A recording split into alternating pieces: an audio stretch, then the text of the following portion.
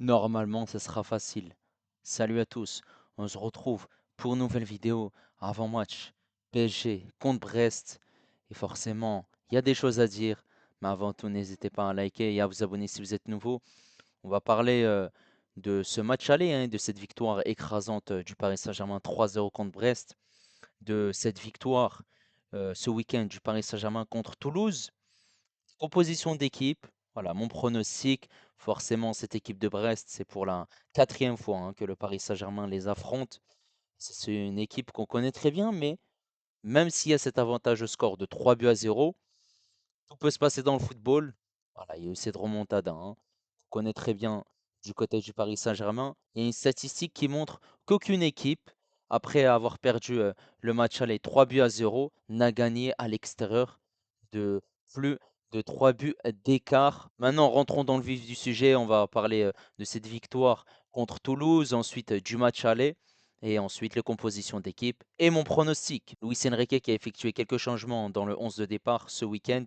On a la titularisation de Safonov, Hakimi qui a le brassard de capitaine, puisque Marquinhos était sur le banc, cette charnière centrale Pacho Beraldo. À gauche, on avait Lucas Hernandez. Au milieu de terrain, Fabien Ruiz, Doué et Mayoulou. Et en attaque, Kvaratskhelia, Barcola, Eli. Dembélé était sur le banc. Voilà, le Paris Saint-Germain va gagner cette rencontre sur un score de 1-0. Ce corner qui est très très bien tiré par Lee. Il y a la déviation de la tête de Pacho. Il y aura cette barre transversale. Le gardien qui va s'interposer, qui va être surpris clairement par la trajectoire de ce ballon. Fabien Ruiz va être proche de ce ballon et il aura juste à le mettre dans le but. Ça fait 1-0 pour cette équipe du Paris Saint-Germain. Et c'est son troisième but hein, à Fabien Ruiz. Je trouve qu'il revient en forme hein, ces derniers temps. Maintenant, par rapport à ce match aller, cette équipe de Brest qui a joué en 4-3-3 avec Bizot, Lala, Chardonnay, Koulibaly, Aïdara. Au milieu, on avait Lesmelou, Magnetti, Camara. En attaque, Sima, Ajorc, Fèvre. Cette équipe de Brest devrait être la même ce soir à quelques joueurs près. Pour cette équipe du Paris Saint-Germain, on a Donnarumma, Hakimi, Pacho, Marquinhos, Nuno Mendes. Au milieu de terrain, Vitinha, Fabien Ruiz, João Neves. Et en attaque, Barcola, Doué et Dembélé. Kvaratskhelia était sur le banc. Cette équipe du Paris Saint-Germain, grâce à Ousmane Dembélé, va tirer et ensuite il va obtenir une main. L'arbitre va aller regarder à la VAR et il va siffler un penalty pour le Paris Saint-Germain. C'est Vitinha qui va se charger de le tirer. Vitinha qui surprend Bizot, parfaitement bien tiré, ce qui fait 1-0 pour le Paris Saint-Germain. C'était son premier but hein, en Ligue des Champions cette saison pour le jeune milieu portugais. Ensuite, il y a eu un corner pour cette équipe de Brest. Corner qui est tiré. Il y a cette tête d'Ajorc qui touche le poteau. C'était une grosse situation hein, pour cette équipe de Brest. Et on peut remarquer que cette équipe de Brest peut poser des soucis, hein, notamment Ajorc.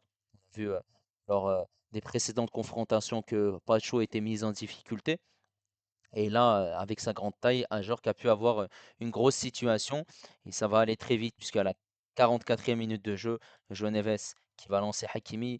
Hakimi qui va temporiser avant de faire la passe à Dembélé. Dembélé qui est servi, va accélérer, rentrer dans cette surface de réparation. Avec son pied gauche, il va armer, frapper, tirer et marquer ce but, surprendre Bizot, ce qui fait 2-0 pour cette équipe du Paris Saint-Germain. Et ensuite, bah, à la 47e minute de jeu, on aura une autre occasion pour cette équipe de Brest. Et forcément, voilà, il y a eu cette grosse occasion où ils auraient pu marquer. Il y a eu ce poteau une nouvelle fois. Et juste après, il y a eu un but pour le Paris Saint-Germain, sauf qu'il y a eu une position d'hors-jeu hein, de Barcola sur cette magnifique passe de Dembélé. Barcola qui a servi ensuite Doué, but refusé malheureusement. Mais le score ne va pas rester sur ça, puisque le Paris Saint-Germain, 65e minute de jeu, va accélérer. Dembélé qui va servir Barcola. Barcola qui est dans cette surface de réparation, qui est entouré de plusieurs Brestois, va essayer de remettre ce ballon pour Dembélé. Avec de la réussite, ce ballon est contré et arrive à Dembélé. Dembélé qui dribble un joueur brestois. Il me semble que c'est le capitaine brestois Chardonnay.